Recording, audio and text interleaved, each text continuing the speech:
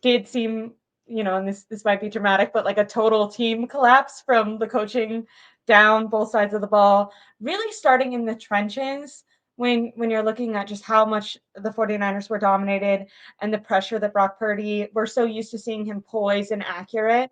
And he really wasn't. This was the first time we've seen him be human and flustered. When you're looking back at this game, who do you think is to blame? I was kind of talking about this earlier with my dad, and he was talking about the O-line and how much regression he saw from them. Obviously, Trent Williams had an injury. He did go back out there, but he was going to be stunted. And really, the interior O-linemen were getting worked, which was definitely disappointing. But if you are assessing blame for this loss, I think I have to go towards Kyle Shanahan. So if I was having you decide, is it Jake Moody missing the last minute field goal or either of the field goals that he missed? Is it the O-line, being backed up into Purdy? Is it Purdy? Because if he makes that one completion to Christian McCaffrey that was wide open for a touchdown, then maybe it's a different game. When you're assessing blame, does one area stick out to you more, or is it more of a total team? And when you're saying total team, because for me that kind of goes, okay, well, that's coaching. So I'm interested in, when you're looking at this, do you look at it as an overall, or is there a specific segment that sticks out to you?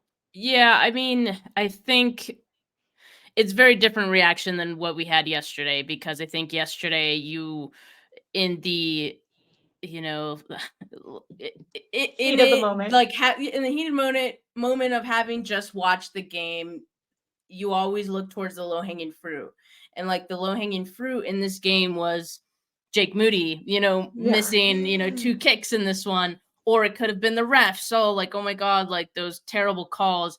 All those things are things you can look at individually, but as a whole, I think you have to look at the entire team performance and say like that just wasn't good enough. I mean, to me, like Ayuk had a couple of balls that we talked about it yesterday. I felt that he probably could have had those.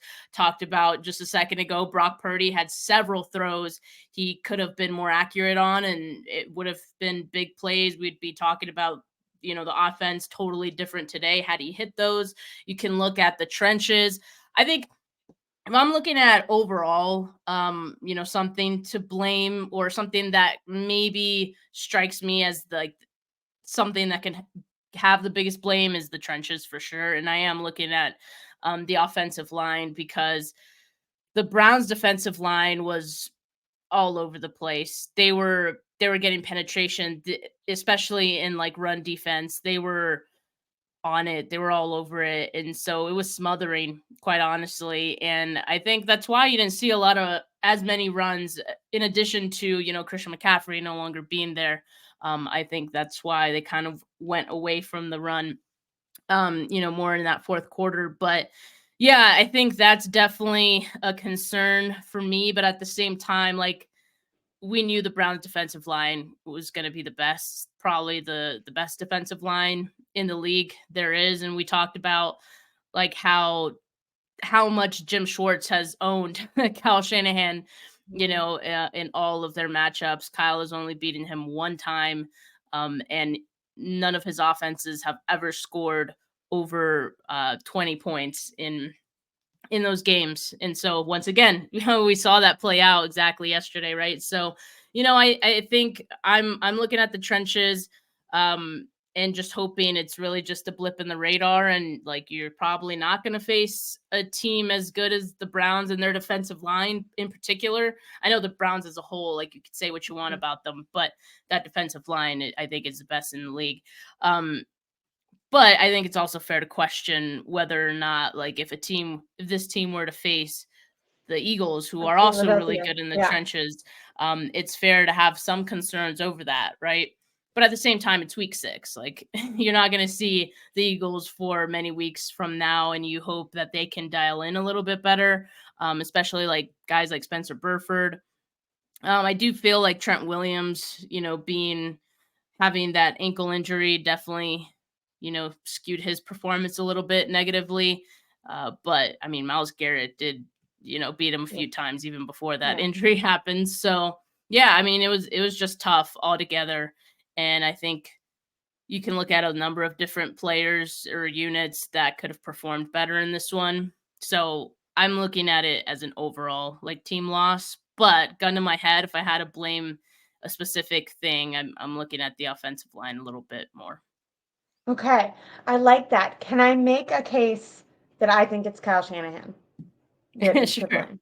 Yeah. Okay. So I agree with you that the O-line probably initiated some like the most problems when we look at Purdy's inaccuracy and the ability to maybe halt the run as much, even though Christian McCaffrey didn't go out till the third quarter. But my thing is Kyle Shanahan was aware that they were going against this defense, and George Kittle wasn't involved. Once there was injuries, I felt like there wasn't good in-game adjustments that were made. Um, I know that they try to use. I think it was supposed to probably be a big Debo game because in just Yeah, I think so too. the first couple plays they gave the ball to Debo for a carry. They also threw him the ball, so I think it was probably going to be. And you and I maybe I don't know if it was you and I, but I remember talking about strategies to beat the Browns, and it was that like get the ball out fast style, like rely on your yak guys to Hmm. try to negate this Browns front four.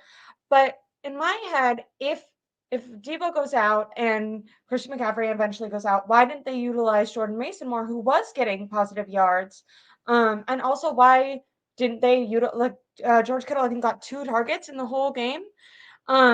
He's someone who against man coverage could be beating his guy, and I felt like Kyle Shanahan did a poor job at getting Purdy those like kind of give me throws, especially knowing that the offensive line was collapsing so fast.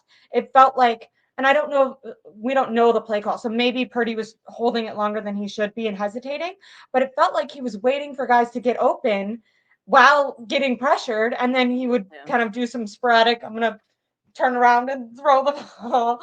And like that's when you're like, okay, well, that's on Purdy. But if you're looking deeper, it's like that specific sporadic throw was on Purdy. But why did he get there? Because he was given a play call where he, didn't have an easy out. And yeah, I understand that normally that's Christian McCaffrey. But as a coach, you have to be able to be prepared for if one of your stars goes down, you still have an offense full of Pro Bowl caliber players, and to me, they weren't utilized very well. And I know that um, Kyle Shanahan, I think now is 9-1 against Jim Schwartz,